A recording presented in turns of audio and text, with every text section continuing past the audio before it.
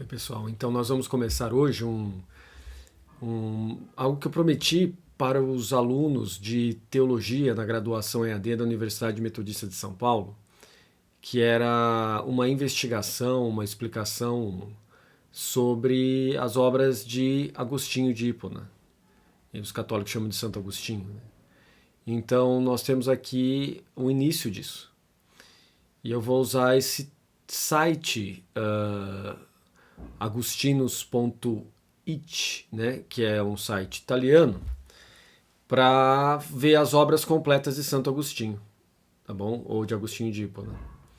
E nós vamos aqui, como você pode ver aqui comigo, olha só, esse site ele é muito interessante porque ele traz as obras completas de Agostinho e nós temos aqui as obras enciclopédicas, autobiográficas, filosóficas, apologéticas, dogmáticas, morais, pastorais, exegéticas, polêmicas, as cartas e os discursos, tá bom? Então, dentro das obras aqui, ó, exegéticas, nós temos uma que eu usei na graduação EAD esse semestre para fazer algumas apostilas, que é a Doutrina Cristã, né? Então essa é uma obra central que no pessoal da Paulus aqui do Brasil, eu acho que é o volume 8 talvez, né, de Agostinho, mas não me lembro qual é o volume, deixa eu ver qual é o volume aqui. A obra contra a grandeza, Agostinho a graça. Bom, não estou achando aqui agora, mas a doutrina não. É 17, achei. 17. 17 é o volume 17 da Paulus. Mas aqui nós vamos ver em italiano. Por quê? Porque seria uma mancada muito grande eu expor aqui o texto da Paulus sem pagar direito autoral para eles, né? Então, para desviar dessa mancada, nós temos aqui o site italiano e eu vou começar a gastar o italiano aqui com vocês, tá bom? Então, vamos começar, né, pela Doutrina Cristã, uma obra exegética, que tem a ver um pouco com a minha área na pós-graduação, né? A minha área na pós-graduação na Universidade Metodista de São Paulo, na área de Ciências da Religião, tem a ver com linguagens e epistemologia das religiões. Então, ali eu trabalho a interface cristianismo e budismo. Então, do lado budista, nós temos a língua sânscrita, pali, chinês e tibetano. E do lado, infelizmente eu não falo japonês, né? Ficou faltando algumas coisas aí, mas um dia eu chego lá. Do lado da, do cristianismo tem o grego e o latim, né? E uma língua mais próxima do latim é o italiano, né? A gente sabe disso, né? Então, a doutrina cristã, a doutrina cristiana. Então, vamos aqui entrar, olha só que legal, obras exegéticas, né? Então, a doutrina cristiana. E aqui nós temos o prólogo do livro 1, Fine della opera. Per la esposizione della scrittura si sono delle norme che, a quanto mi sembra, possano essere presentate validamente a chi si dedica al loro studio. Então, por essa exposição pela exposição da escritura, que são que traz normas, né, com ela.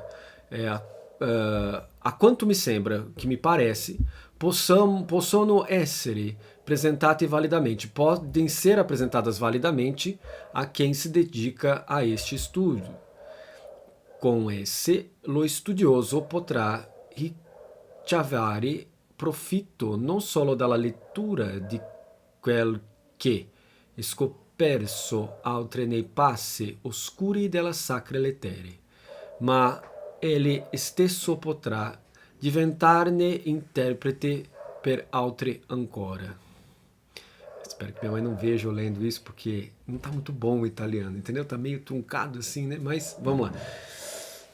Ela vai ver, eu sei disso, porque é sempre assim que acontece. Com esse estudo, é, com esse estudo, o, o estudioso poderá, vamos dizer assim, obter algum lucro, né, algum benefício, não só através da leitura di quel che scorperso altri nei passi oscuri della lettera sacra. Da leitura daquele que descobre descobre o quê? Né? Nas passagens nei passi, nas passagens obscuras da Sagrada Leitura, né? Da Sagrada Escritura, né? Leitura fica um pouco... Sagrada Escritura, ma ele stesso potrà diventare interprete per altri ancora. Mas ele poderá também se tornar um intérprete para os outros. Como você pode ver, é 10 horas, né, agora.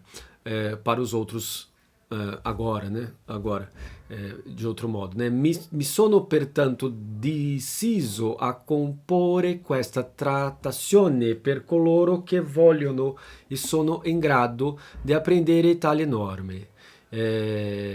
Então, tomei a decisão de compor este tratado para aqueles que querem e gostariam de aprender essas normas, né? E me auguro que Dio, nosso Senhor, e penso que Deus, nosso Senhor, eu confio que Deus, nosso Senhor, não me negue nello scrivere e dono que é solito elargir-me allor que penso a tale argumento.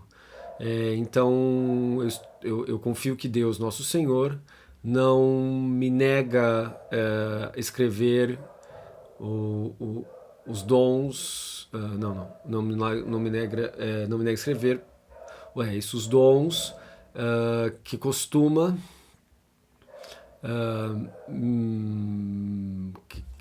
me conceder, me dar, agora elargir-me, agora que penso in tais argumentos. Prima di iniziare la trattazione credo però che sia necessario rispondere a quanti me moveranno critiche o me le avvero mosse sa prima non mi fosse fatto dovere di tacitarle. Logo de início, né, do tratado, creio que seja necessário responder a quantos me moveram uma crítica ou me fizeram o quê? Ou me le avevero mosse se prima non mi fosse fatto dovere di tacitarli. Moveram a crítica e é necessário que eu faça primeiro um movimento de tal maneira a silenciá-los, né? Tacitar-li. Che se anche dopo questa premessa si saranno di quelli che mi moveranno critiche e se perlomeno non riusciranno a turbare gli altri né a farli passare da un utile interessamento alla preguiça. E assim depois, esta premissa se faz para aqueles que moveram essa crítica e se perlomeno non riusciranno a turbare gli altri. E que pelo menos não conseguirão perturbar os outros ou fazê-los passar de um interesse útil à preguiça, a mãe da ignorância. Cos che avrebbero potuto conseguire se si fossero trovati di fronte a persone indefese e impreparate. Vamos dizer assim, algo que poderia ter alcançado se encontrasse diante de pessoas indefesas e despreparadas, né? Então, nesse primeiro momento, nós temos aqui que Agostinho se coloca diante de uma defesa de uma crítica que ele vem sofrendo em relação ao modo que ele lê. Em outras palavras, nós temos aqui uma espécie de nascimento do método, né? O método agostiniano de leitura da Bíblia, que é o método analógico, metafórico, que ele usa constantemente, né? E que ele diz que é possível de ser estruturado, né? Então ele primeiro diz assim, olha, eu preciso silenciar os críticos e ao mesmo tempo dar uma espécie de método ou percurso metodológico para que isso seja de benefício para as pessoas que querem aprender uma leitura segura das Sagradas Escrituras, né? Isso é muito interessante, porque, de fato, o método agostiniano de leitura da Bíblia acaba por influenciar toda a tradição cristã, a começar pela Igreja Católica, e nós temos aí os grandes teólogos da Idade Média, e depois nós temos as escolas que vêm do protestantismo histórico, chegando até ao campo do pentecostal e neopentecostal, né? E daí passando pelos luteranos, calvinistas, presbiterianos, batistas, né? Todo mundo tem a sua centralização na interpretação de Santo Agostinho, ou de Agostinho de Hipona. Então nós temos aqui que existe um método nessa interpretação. E La Doutrina Cristiana, ou a doutrina cristã, é uma obra exegética que traz a ideia, então, desse método agostiniano, né? Que ele diz aqui, ó, que, primeiro de tudo, ele vai responder essas críticas e, mesmo assim, ao colocar uma espécie de método de resposta às críticas e que esclareça as Sagradas Escrituras, ainda assim vai ter gente que vai criticá-lo. Che se anche dopo questa premessa si saranno de quelli che mi moveranno critiche, né? Tá aqui, ó, né? Então, perlomeno no riusciranno a turbare gli altri ni a farle passare de un utile interessamento alla preguiça, madre della ignorância.